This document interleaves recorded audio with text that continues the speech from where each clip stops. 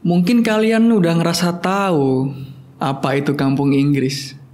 Tapi kalian tahu nggak sih gimana sejarahnya kampung Inggris? Bersama saya Vic Martino, selamat datang di channel Eureka.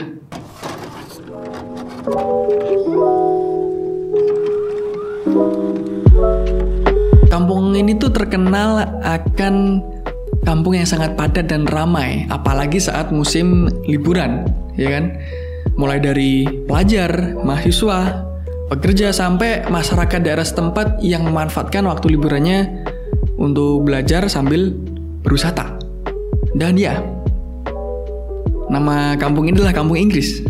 Tapi kalian tahu gak sih siapa dan gimana sih awal mulanya Kampung Inggris ini? Nah, jadi waktu itu 1977 ada seorang santri asal Kutai Kartanegara, Kalimantan Timur yang bernama Cullen Osen. Gimana sih bacanya? Maaf nih Bapak Cullen Osen kalau saya salah spell nama ya.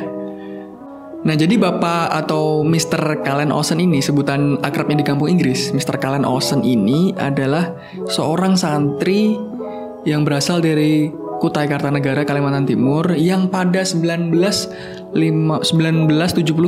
maksud saya, itu dia berhasil menjadi pionir dalam lembaga kursus bahasa Inggris dengan mendirikan lembaga pertamanya, yaitu bernama BEC atau Basic English Course. Dan lokasi BEC itu berada di Desa Tulungrejo, Kecamatan Pare, Kabupaten Kediri. Nah, jadi pada awalnya Mr. Cullen ini adalah seorang siswa yang sedang belajar di Pondok Gontor, Ponorogo, Jawa Timur. Nah, tapi dengan keadaan finansial yang kurang mencukupi, beliau ini terpaksa harus menanggalkan sekolahnya. Pada waktu itu masih kelas 5 pondok lah ya. Gimana, karena nggak punya cukup uang gitu untuk melanjutkan pendidikannya. Jadi kalian harus bersyukur nih teman-teman, kalau misalnya kalian masih bisa sekolah ya kan. Ya walaupun di rumah aja sih. Nah, singkat cerita akhirnya Mr. Cullen pun nggak bisa lagi sekolah, melanjutkan sekolahnya ya. Akhirnya singkat cerita beliau ini bertemu dengan seorang pengajar atau ustadz yang bernama Kiai Haji Ahmad Yazid, yang mana beliau itu sangat terkenal dengan kemampuan atau keahliannya, yaitu mampu menguasai 8 bahasa asing sekaligus. Wow. Aku juga ada 3 sih. Inggris, ya so-so, Indonesia natif, sama Jawa nih natif. Ya kan? Lumayan lah ya. Akhirnya Mr. Cullen ini pun memutuskan untuk berbicara dan melobi kepada Kiai Haji atau Ustadz Ahmad Yazid ini agar beliau atau Mr. Cullen bisa berguru kepada Mr. Yazid. Ya alasannya ya tak lain tak bukan, kalau istilah zaman sekarang mah upgrade diri kali ya. Jadi ya ekspektasinya sih dari Mr. Cullen ini bisa belajar ya minimal 1 atau 2 bahasa lah. Dan beruntungnya selama proses berguru ini, Mr. Cullen pun tidak dikenakan biaya sepeser pun karena semua kehidupannya sudah ditanggung oleh Kiai Haji Ahmad Yazid ini, yang dimana beliau harus ya tinggal dan makan dan belajar di daerah atau di tempatnya si Ahmad Yazid ini di pondok pesantrennya, yaitu Pondok Pesantren Darul Falah di Pare, Kediri. Nah, suatu hari ini tiba-tiba random aja nih, ada 2 orang mahasiswa dari IAIN Sunan Ampel Surabaya yang sekarang namanya udah diganti jadi UIN Sunan Ampel Surabaya. Nah, maksud kedatangan beliau 2 orang mahasiswa ini adalah ya untuk belajar atau berguru bahasa Inggris juga ke Ustadz Ahmad Yazid ini. Tapi sayangnya karena pada saat itu belum ada WA ya, jadi mereka mungkin nggak bisa janjian gitu kan. Mereka tiba-tiba datang aja. Nah, pas datang itu sayangnya Ustadz Ahmad Yazidnya sedang pergi ke Majalengka, pada waktu itu ada urusan lah ya. Nah, akhirnya mereka hanya menemui istri atau Nyai Ahmad Yazid itu. Dan dengan entah alasan apa, akhirnya Nyai Yazid pun memberikan mandat kepada Mr. Cullen untuk memberikan ilmu atau mengajarkan bahasa Inggris kepada dua mahasiswa ini. Dan akhirnya Mr. Cullen pun ngecek ya kan, ngecek kualifikasi ya kan, ngecek soal-soal yang diberikan atau contoh-contoh soal yang diberikan oleh mahasiswa tersebut, dan akhirnya Mr. Cullen pun menyetujui untuk mengajari mereka. Dan surprisingly pembelajaran ini berlangsung sangat kilat, sekitar nggak sampai seminggu, 5 harian.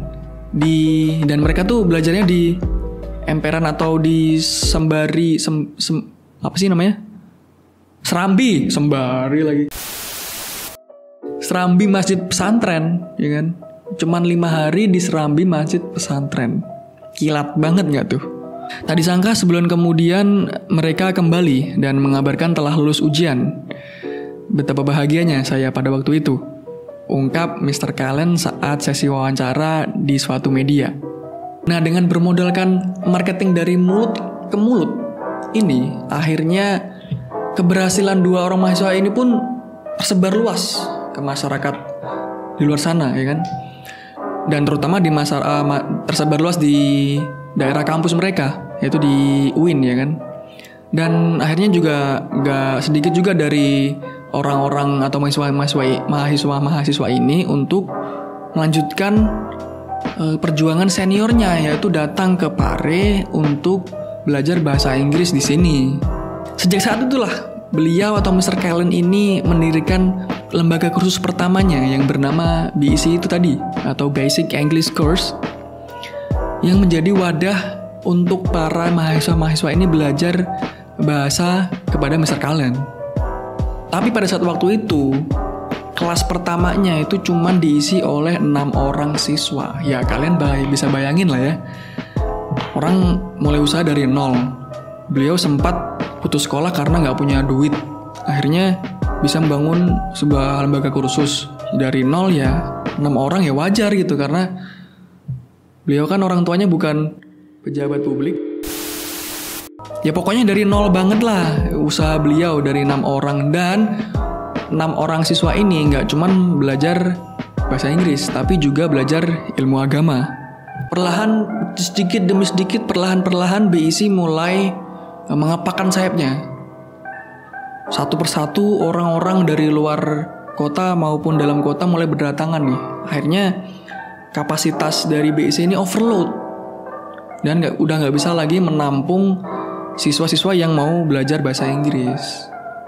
Nah, pada saat itu akhirnya Mr. Cullen memutuskan untuk membuat atau melahirkan 2 anak perusahaannya dari BEC ini. Yang satu namanya Happy English Course atau HEC, dan satunya adalah Effective English Conversation atau EECC. Di salah satu sesi wawancaranya di media pun Mr. Cullen ini sempat mengatakan, ya kalau kita berkarya hendaknya jangan dinikmati sendiri. Alangkah baiknya kalau kita berkarya, lingkungan juga bisa ikut menikmati. Nice. Long story short, akhirnya lembaga-lembaga di Pare ini udah mulai banyak dan bertebaran nih, sampai akhirnya itu tadi menciptakan sebuah kampung tersendiri yang isinya itu semua banyak banget lembaga-lembaga kursus, ya kan? Dan sampai video ini dibuat, udah terdaftar seenggaknya lebih dari 250 lembaga kursus yang ada di Desa Tulungrejo dan Desa Pelem, Kecamatan Pare, Kabupaten Kediri ini. Wow. Nah, akhirnya atas jasanya, pada tahun 2014, Mr. Cullen ini mendapatkan liputan 6 awards dari SCTV atas jasanya di bidang pendidikan, karena telah mempionirkan atau mempelopori sebuah desa, mengubah Desa Tulungrejo dan Pelem ini menjadi sebuah pusat pembelajaran bahasa Inggris terbesar di dunia. Dan akhirnya secara otomatis juga meningkatkan perekonomian warga setempat. Nah, sekarang lembaga-lembaga kursus pun udah mulai banyak banget di kampung Inggris ini, dan mereka pun juga berlomba-lomba atau berinovasi dalam metode pembelajaran. Nah, metode pembelajaran ini diantaranya adalah ada CEFR sama NLA. Maksudnya itu apa, Kak? Nah, jadi CEFR ini itu adalah Common European Framework Reference. Nah, intinya CEFR ini adalah standar yang digunakan atau diakui di kancah internasional untuk kemampuan kecakapan bahasa asing. Dan sudah mulai banyak digunakan di dalam dunia akademis. Kayak gitu. Jadi kalau misal kalian mau daftar S2 gitu atau lanjutin sekolah di luar negeri gitu, kalian bisa tuh pasang CV-nya jika kalian misalnya punya standar CEFR ini dalam kecakapan atau kemampuan bahasa asing. Nah, kalau NLA itu adalah Natural Language Ability, atau ya secara bisa diartikan ya kemampuan secara natural aja, kemampuan bahasa natural sebagaimana kita mestinya manusia, seorang manusia gitu, fitrahnya. Kita belajar bahasa Inggris itu jadi kawan-kawan, kita bahasa Inggris itu atau belajar bahasa dalam hal general lah, bahasa apapun itu ya. Ya kalau sesuai kaidah NLA ini harusnya tuh dimulai dari mulai mendengarkan atau listening. Lalu setelah itu habis itu kita mulai bicara, speaking. Lanjut kemudian yaitu kita baca tulis atau writing and reading. Nah, kebanyakan kan kita kalau belajar di sekolah gitu ya, atau belajar di apapun itu ya namanya, kebanyakan kan kita belajarnya kayak mempelajari hal-hal teknis gitu yang kita langsung mulai baca tulis gitu. Padahal kan kalau bahasa, kalau kita mau runtut ke belakang, kalau misalnya kita udah masih jadi bayi gitu kan, kita semua kan pasti belajar bahasa tuh dari mulai mendengar dulu ya kan, mendengar dulu orang ngomong bla bla bla bla bla bla, akhirnya kita bisa menirukan atau bisa berbicara atau speaking gitu. Baru kemudian kita belajar baca tulis.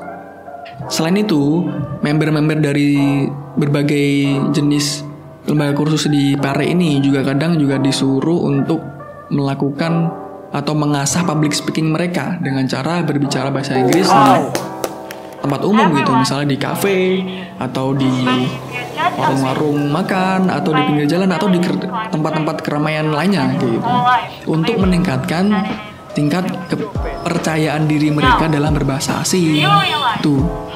Nah, masing-masing lembaga ini juga memiliki program-program unggulan masing-masing, mulai dari program unggulan IELTS, program unggulan TOEFL, program unggulan speaking gitu kan, dan masih banyak lah pokoknya. Kita juga pernah buat video untuk rekomendasi lembaga kursus di berbagai program unggulan mereka. Kalau kalian penasaran ya silakan aja cek di video sebelum ini itu di channel ini. Nah, itu tadi dia sejarah singkat tentang kampung Inggris. Jadi gimana? Silakan pencet tombol likes dan subscribe jika kalian suka video ini.